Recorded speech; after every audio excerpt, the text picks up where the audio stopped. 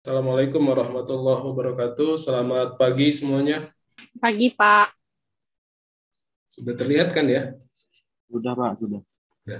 Ya, jadi ada 9 bagian yang paling tidak yang harus ada di dalam dokumen business plan. Saya sampaikan dokumen bentuknya nanti tidak harus Microsoft Word. Ya, boleh menggunakan Canva, boleh menggunakan Microsoft PowerPoint ya. Yang penting harus menarik begitu. Jangan terlalu formal. Yang penting isinya mudah dipahami.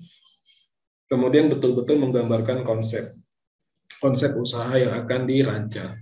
Minggu lalu di video yang saya upload di YouTube sudah membahas 4 poin ini, dari executive summary, company description, service and products, dan market analysis.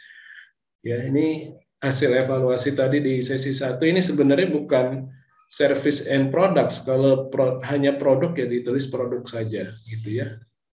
Kalau memang usaha jenis jasa ditulis service saja. Nah, 5 poin berikutnya yang akan kita bahas di pertemuan kali ini, gitu ya. Competitor and benchmark, marketing plan atau marketing strategi, organisasi and management, finansial, dan terakhir adalah closing and contact, gitu ya. Oke, kita akan mulai dari yang poin kelima, competitor and benchmark. Nah, dari judul subbabnya saja, berarti di bagian ini ya mirip dengan bagian yang sebelumnya di market analysis. Di market analysis ini kan yang menjadi tugas minggu kemarin, saya minta kalian melakukan analisis pasar, lakukan survei online, melihat bagaimana pasar memandang produk yang akan kamu buat atau jasa yang akan kamu buat, begitu kan? Nah, di bagian competitor and benchmark, justru yang kita lakukan adalah pertama, membuat data atau list perusahaan kompetitor kita. Jadi nanti lebih baik dibuat dalam bentuk tabel. Ya, dibuat dalam bentuk tabel. Misalkan ini saya buatkan tabel. Ini standar ya, nomor. Kemudian ini nama kompetitor. Nama perusahaan kompetitor. Gitu ya. Kalau memang dia usaha-usaha yang mainstream, artinya sudah banyak kafe, jualan makanan, jualan minuman, jasa pengiriman, itu kan sudah banyak. Maka semakin banyak kompetitornya itu semakin bagus, karena menggambarkan kedalaman tim kalian dalam menganalisis. Ya. Tapi itu menggambarkan kalau banyak kompetitornya, itu artinya ya ada di wilayah Blue Ocean strategi. Usaha-usaha yang sudah ada, kemudian kalian bersaing. Gitu ya. Blue Ocean strategi. Kemudian selain membuat data perusahaan kompetitor, yang kedua adalah competitive analysis. Ya, yang kedua competitive analysis ini tabel berikutnya maksudnya ya. Ini tadi list perusahaan, yang ini competitive analisisnya. Yang pertama adalah jelaskan mengenai produk-produk mereka. Produknya apa saja. Jadi misalkan kalau usahanya kafe A misalkan ya, produknya itu dibuat lebih detail. Produk utama, ada produk pendukung. Misalkan seperti ini. Dibuat daftarnya 1, mie goreng, 2, pizza, 3, burger, dan seterusnya. Produk pendukungnya minuman, jus, dan seterusnya. Ya. Kemudian selain produk, tuliskan juga adalah kelebihan dan kekurangan dari kompetitor kita. Kelebihan. Cafe A ini kelebihannya sosial medianya aktif.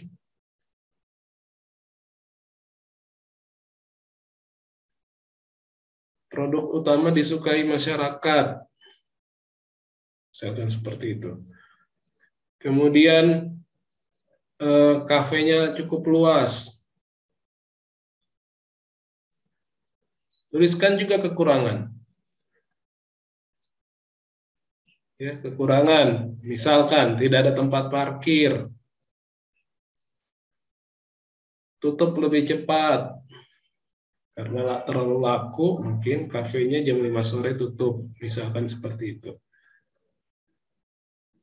Ya, dan seterusnya. Nah, ini namanya competitive analysis.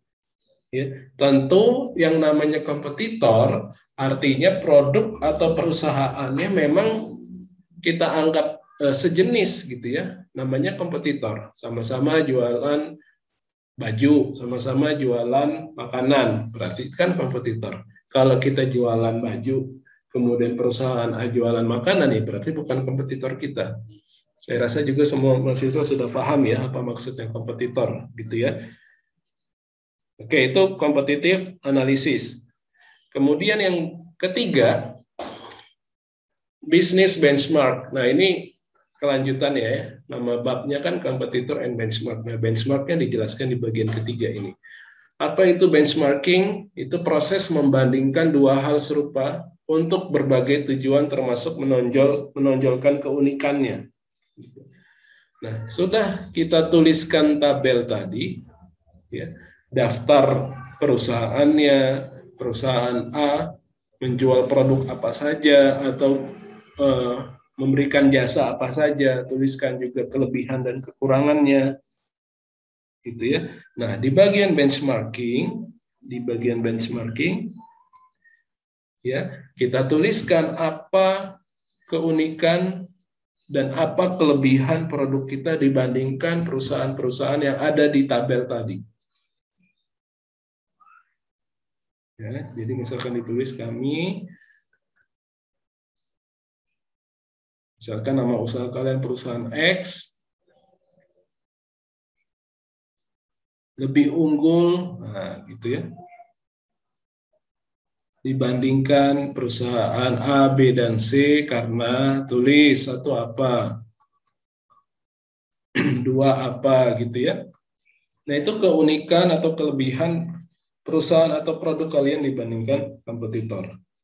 Ya, itu namanya benchmarking. Ini sama seperti kita produk kita misalkan Batagor, ya. Produk Batagor kami, misalkan orang belum paham apa itu Batagor. Batagor itu sama seperti somai, tapi digoreng, gitu kan? Perusahaan kami, produk kami itu sama seperti produk A, tapi lebih apa? Gitu. Produk perusahaan kami itu sama seperti produk X, tapi lebih murah, tapi lebih kekinian, tapi lebih mudah untuk didapatkan, gitu ya. Jadi kalimat di bagian benchmarking bisa seperti itu. Kelebihan, keunikan, kemudian bandingkan dengan perusahaan yang sudah ada. Paham sampai sini? Di sub poin kelima ini, competitor and benchmark. Paham ya? Paham. Oke. Itu bagian yang nomor 5. Yang keenam, oke, ini sebelum masuk ke 6, ini contoh bisnis benchmarking. Misalkan ini brand kalian. Ini ceritanya ya anggaplah satu produk lah, meskipun nggak dijelaskan di sini. Cupcake, nah ini produk cupcake. Ini brand kalian, brand A, ini brand kompetitor, ini brand kompetitor. Boleh dituliskan, kalau tadi saya langsung kelebihan kekurangan produknya apa, ini lebih detail lagi, target konsumen. Ini anak-anak, antara 7-11, ini 7-17, ini kurang dari 10 tahun. Infonya dari mana? Kalau kita di marketplace, di internet, memang agak sulit melihat target konsumennya, kecuali kalau memang sudah dideskripsikan di profil produk atau profil perusahaannya, baru bisa kita tuliskan. Gitu ya. Atau bisa kita dapatkan target konsumen ini dari mana? Dari jenis produknya. Ya kalau dia baju anak-anak, ya dituliskan ya, maka target konsumennya memang untuk anak-anak. Kemudian untuk harga jual, ini mudah, kita bisa dapatkan berapa harga jualnya. Di marketplace memang sudah tertera jelas harga produk. Kemudian di lokasi sebaran, ya, ini juga tidak bisa kita ketahui rinci kalau kita mendata kompetitornya melalui data-data yang ada di marketplace. Karena Kalau di marketplace maka lokasi atau sebarannya ya nasional, begitu ya. Apalagi kalau memang pengirimannya dari Jakarta atau dari Jawa, begitu. Biasanya orang-orang dari Sumatera, orang Sulawesi tetap memesan, begitu. Lain halnya kalau tokonya berada di Makassar, itu calon konsumen akan mikir 2-3 kali karena berkaitan dengan ongkos kirimnya. Ya. Kalau kita tuliskan data kompetitor yang berasal dari jenis usaha yang ada di sekitar kita, maka akan lebih mudah ya. Lokasi atau sebarannya misalkan di kecamatan atau wilayah tertentu. Gitu. Kemudian dari sistem pemasaran, kalau data yang kita ambil dari marketplace, maka ya tentu sistem pemasarannya online. Ya. Itu bisa dilihat juga jika memang ada store-nya, ada tokonya, biasanya memang jenis-jenis usaha yang memang sudah established ya, sudah jalan beberapa tahun, biasanya memang mereka ada toko tersendiri. Termasuk apakah dia agen atau reseller dituliskan. Nah ini tadi ya kelebihan atau keunggulan, termasuk tadi ditambahkan juga adalah kekurangan. Mudah sekali kita lihat kekurangan kalau misalkan lihat Tokopedia atau Shopee, tinggal lihat ya yang ngasih bintang 1 itu alasannya apa. Nah, itu akan menjadi kekurangan. Misalkan tidak detail, tidak teliti ketika mengirimkan barang, gitu kan? Atau barang cepat rusak. Nah, itu kan sangat mudah kita lihat di review dari produk.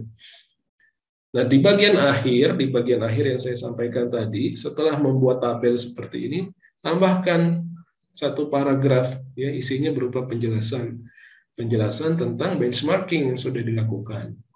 Misalkan di sini kami Cupcake Brand A menemukan beberapa kompetitor dalam pasar yang serupa dan beberapa brand yang bisa menjadi benchmark pembanding, ya, brand B dan brand C saat ini menguasai sekian persen pasar dan cukup populer, ya, memiliki beberapa keunggulan yang dapat dimanfaatkan sehingga Cupcake Brand A mengambil peran atau memiliki keunikan atau kelebihan, yaitu dituliskan ya keunggulan dan kelebihannya. Nah ini di bagian kelima tadi ya, competitor and benchmark.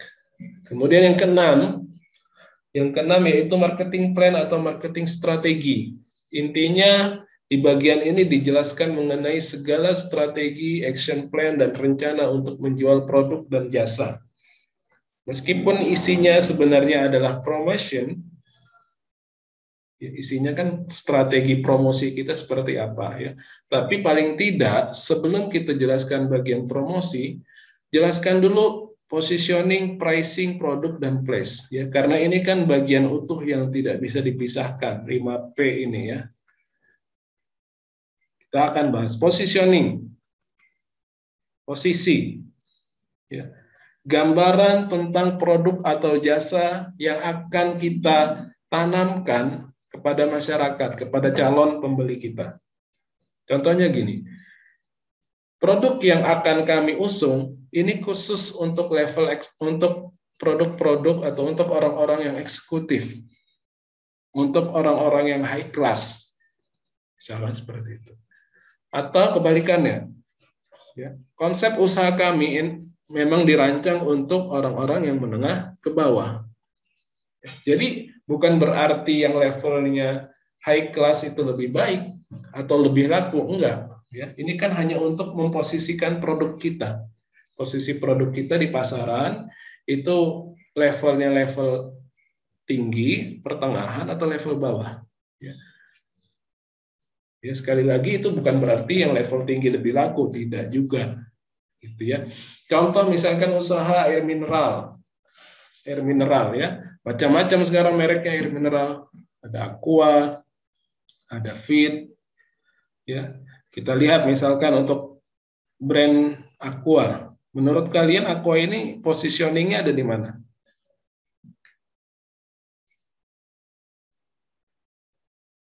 Level tinggi atau menengah? Kalau rendah saya nggak bisa kita katakan level menengah ke bawah ya Aqua ya. Menurut kalian Tinggi kayaknya, Pak. Tinggi. Alasannya? Saya menengah. Karena udah terkenal di mana-mana gitu, Pak. Apalagi kalau misalnya orang mau beli air merek apapun pasti ngomongnya selalu Aqua. Iya ya, Aqua. Nah, tapi perlu kita rinci lagi. Ya, beberapa air mineral ada yang ukurannya galon, ada yang botol gitu kan. Kalau menurut saya, kalau Aqua yang jenis galon, itu levelnya tinggi. Karena ada yang harganya lebih murah. Gitu kan. Tapi kalau Aqua yang botol, itu justru turun dia ke level menengah. Kenapa? Karena ada air mineral, nanti kalian lihat ya, ada yang mereknya Equil ya. Itu bacanya apa gitu, tulisannya Equil. Nah, itu satu botol itu ratusan ribu harganya. Padahal air mineral. Ini pernah yang viral berita pas Gubernur Ahok lagi rapat, katanya rapat sambil minum bir. Padahal itu bukan bir. Botolnya memang warna hijau. Itu air mineral. Ya, merek Equil. Memang untuk pejabat-pejabat gitu. Nah, levelnya di atas Aqua. Nah, ini sama seperti yang akan kalian terapkan, posisikan produk kalian nanti ada di level mana. Toh air mineral yang harganya 1.000 juga laku gitu kan. Ya, yang satu botol 2.000 atau 1.000 juga laku dibandingkan Aqua yang 5.000 atau 10.000 juga laku gitu. Jadi setiap produk memang ada kelasnya masing-masing. Gitu. Nah, itu P yang pertama. Kemudian yang berikutnya adalah pricing. Pricing, harga ya. Kalau ini jelas ya, harga. Nah, di bagian ini tentu dijelaskan harga produk atau jasa yang kamu tawarkan, yang kalian tawarkan. Ya. Jadi misalkan ada beberapa jenis produk ya dituliskan produk dari perusahaan kami kisaran misalkan 50.000 sampai 150.000. Nah, akan lebih baik di bagian pricing tadi juga dibuat pembanding dengan produk sejenis. Jadi tulisannya di bagian pricing, produk yang kami tawarkan kisaran harga 50.000 sampai 150.000. Harga ini cukup kompetitif dibandingkan kompetitor yang berharga atau yang memasang tarif atau memasang harga kisaran 75.000 sampai 200.000. Misalkan seperti itu, ya, dibuat dalam bentuk kalimat. Kemudian produk ini juga tergantung ya, bisa jasa nanti tinggal disesuaikan saja. Nah, ini dijelaskan juga produknya. Di bagian produk ya tentu menjelaskan produk atau jasa, termasuk alasan mengapa konsep usaha kalian memilih produk tersebut. Ini ada kaitannya dengan bagian yang sebelumnya.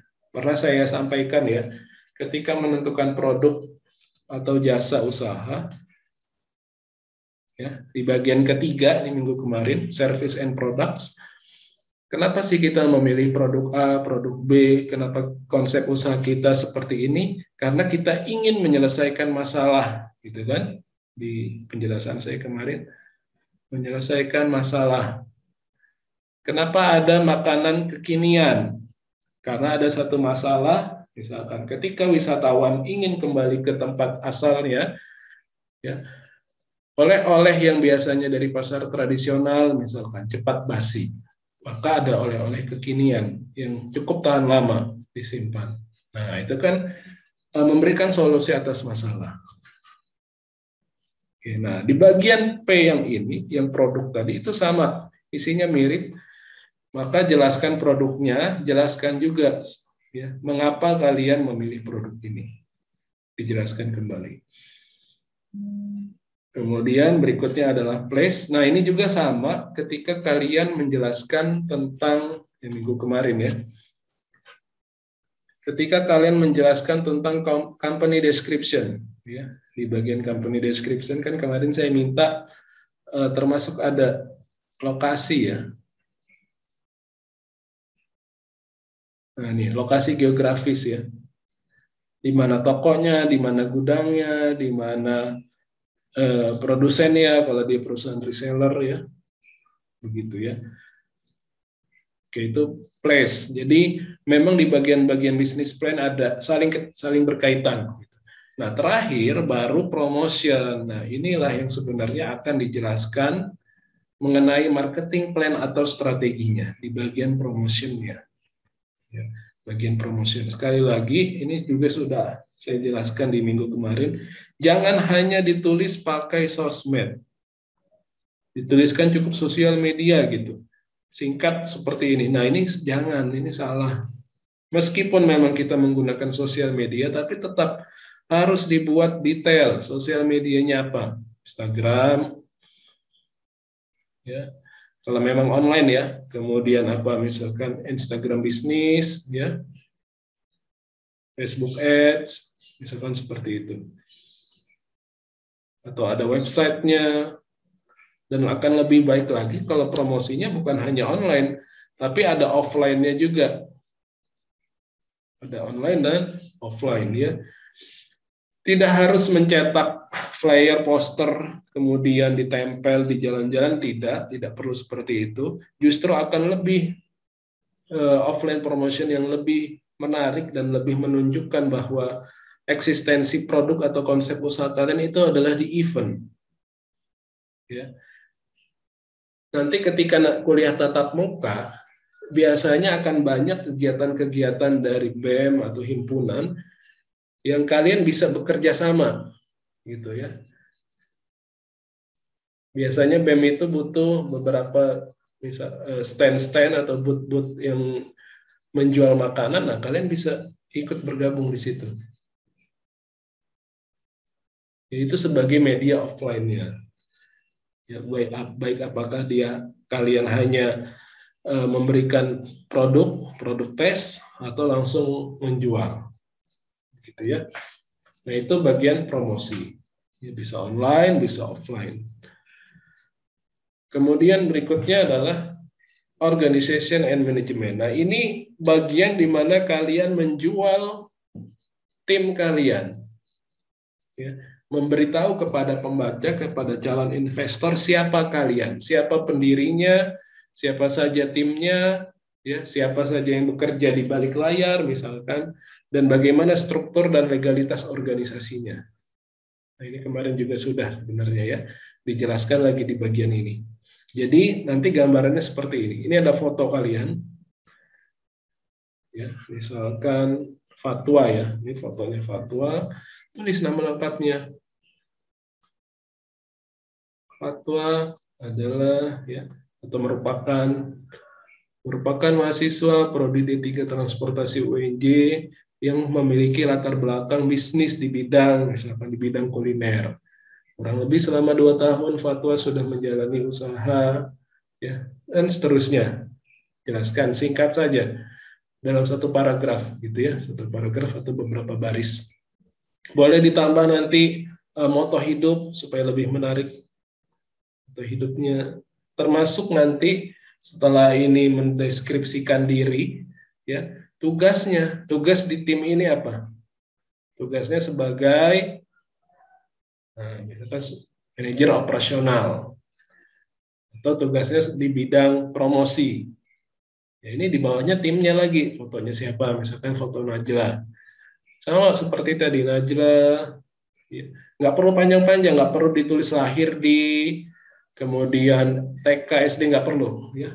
Background pendidikan, pengalaman atau prestasi yang berkaitan dengan konsep usaha, kemudian moto hidup boleh ditulis atau value, kemudian tugasnya. Ya.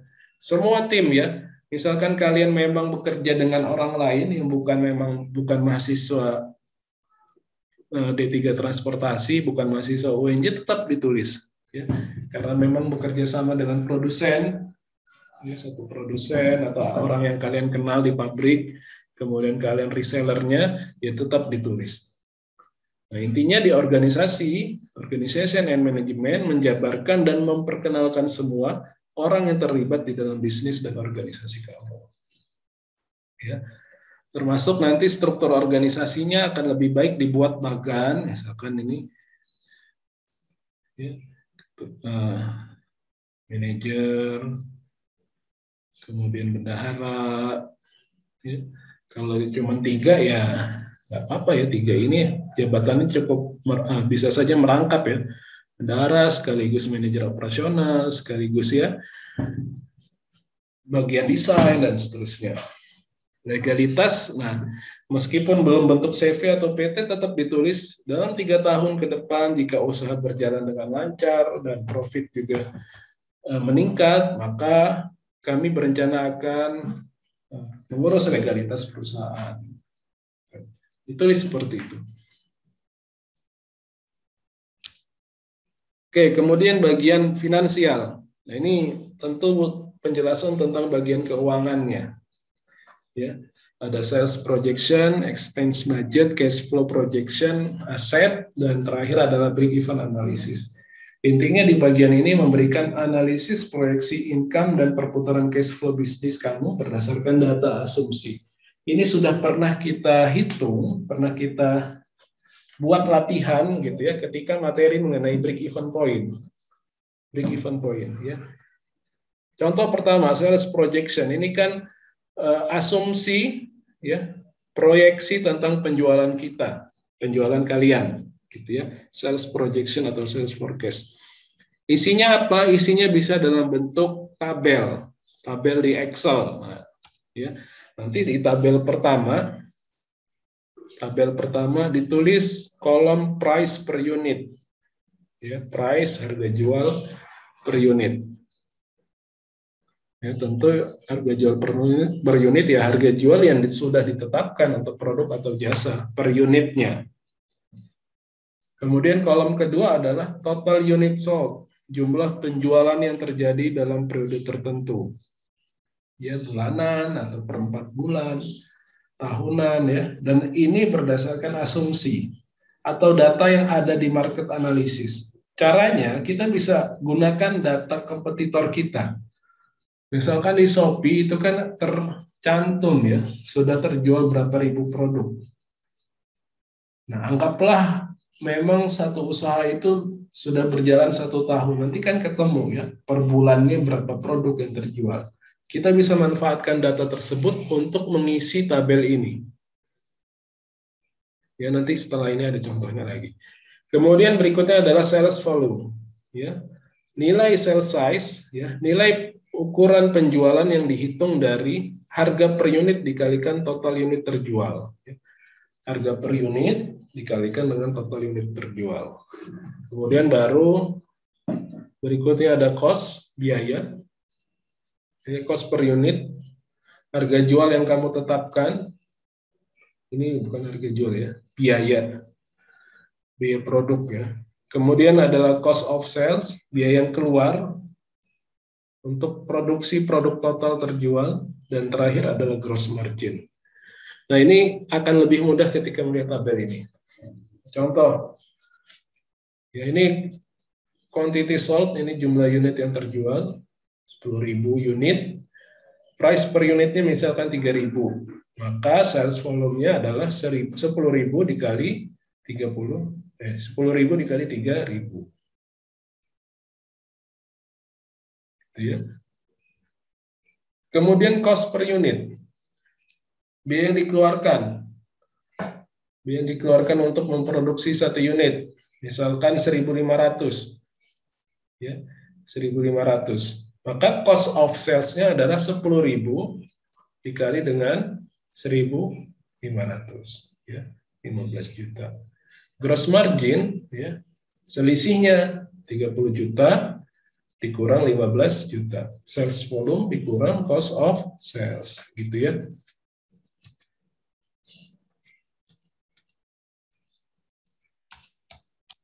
Ini modal saya kira.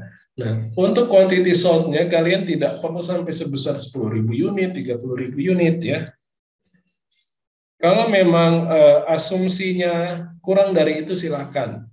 Dan ini hitungannya bisa bulanan, bisa per 4 bulan, bisa tahunan ya. Kalau memang tahunan ya mungkin saja sampai 10.000 unit terjual. Tapi kalau nanti dibuat tabelnya dalam bentuk bulanan, dibuat lebih logis saja, dibuat lebih logis. Karena business plan walaupun kita isinya adalah hal-hal yang positif, meyakinkan juri atau meyakinkan calon investor, tetap harus logis. Jangan di luar nalar gitu ya. Ya, jangan di luar nalar gitu. Yang penting tetap sesuai data. Nah, ini juga tidak saklek atau tidak harus seperti ini. Ini boleh dibuat variasi tabel ya, dengan mengubah struktur atau posisi sesuai kebutuhan informasi yang ingin disampaikan. Gitu ya. Nah, ini contoh financial tabel. Nah, saya kembali lagi ke ini. Jadi sales projection atau sales forecast bentuk tabelnya seperti tadi. Ya, prediksi tentang penjualan kita. Nah, expense budget ini yang pernah kita bahas, yaitu budget atau pengeluaran yang akan kita keluarkan untuk memproduksi sekian unit yang terjual tadi dalam 1 bulan atau dalam 1 tahun. Nah, ini ingat lagi materi tentang fixed cost dan variable cost. Ya. Sebenarnya nanti dari 1 sampai 4 kecuali poin 1 sampai 5 kecuali poin 4 ini adalah materi tentang BEP. Ya, dalam 1 tabel kemarin sudah kita bahas ya, break even point. Ini tentang uang masuknya, prediksi uang masuk. Ini tentang prediksi uang keluar. Nah, terakhir yang ketiga maksudnya adalah tentang cash flow-nya, selisih antara masuk dan keluarnya. Kalau tadi kan gross margin-nya kan masih untung kotor, belum dilihat dengan variable cost-nya, gitu ya. Nah, cash flow projection ya lebih detail lagi. Ya di cash flow projection tadi ya menampilkan beberapa tabel seperti tadi ya. Akan lebih baik kalau dibuat dalam bentuk diagram. Nah, termasuk break even analysis, kapan balik modalnya. Untuk yang nomor 4, poin 4, sebenarnya ini adalah penjelasan tentang aset-aset apa saja yang sudah dimiliki. Tapi ini kalau usahanya sudah jalan. Ya, bagi kalian kan sebagian besar memang usahanya belum jalan, maka bagian nomor 4 ini dihilangkan saja atau tidak ditulis juga tidak apa-apa. Gitu ya. Ini bagian finansial. Jadi sekali lagi bagian finansial bukan hanya penjelasan tentang ini ya, penjelasan tentang secara akuntansinya bukan, tapi justru menjelaskan tentang prediksi data unit yang terjual, ya, cash flow yang akan masuk, ya, proyeksinya seperti apa. Maka akan lebih baik kalau dibuat lebih detail. Ya, variable cost-nya dibuat lebih detail. Ya, kalau kemarin kan contohnya langsung, misalkan peralatan memasak 1 juta. Nah, ini kan kurang detail. Nah, ini harus dibuat lebih rinci. Apakah dia kompor, ya, apakah dia wajan, dan seterusnya. Ya, dibuat detail. Kemudian yang berikutnya. Nah, ini tadi ya, gross margin, revenue dikurang cost of sale, net profit, gross margin dikurang pengeluarannya. Ini sama seperti BEP kemarin. Nah, terakhir sebelum kita review nanti beberapa hasil tugasnya, di bagian closing ini penutup, bagian tambahan sebagai penutup yang membuat konklusi, kesimpulan, tawaran. Jadi isinya bentuknya kita menawarkan ya, bukan hanya menyimpulkan bisnis plan yang sudah ada tadi, juga menawarkan kepada pembaca, karena yang baca nanti kan juri atau calon investor. Boleh juga nanti setelah closing and contact ini dilampirkan foto produk yang lebih detail atau foto toko yang sudah ada, termasuk kontak. Nah, kemarin kan sudah buat Instagramnya harus dibuat lebih rapi lagi, diisi saling follow supaya followersnya nambah. Termasuk nanti disiapkan nomor WA bisnis ya. Boleh salah satu dari kalian saja di-download aplikasi WA untuk bisnisnya. Ya, sehingga betul-betul terlihat profesional. ya, tidak merugikan WA kalian kok ya. Enggak, sama sekali enggak. Karena nanti ada aplikasi yang khusus untuk WA bisnis. Nah, itu saja materinya. Kalau ada pertanyaan, saya persilahkan.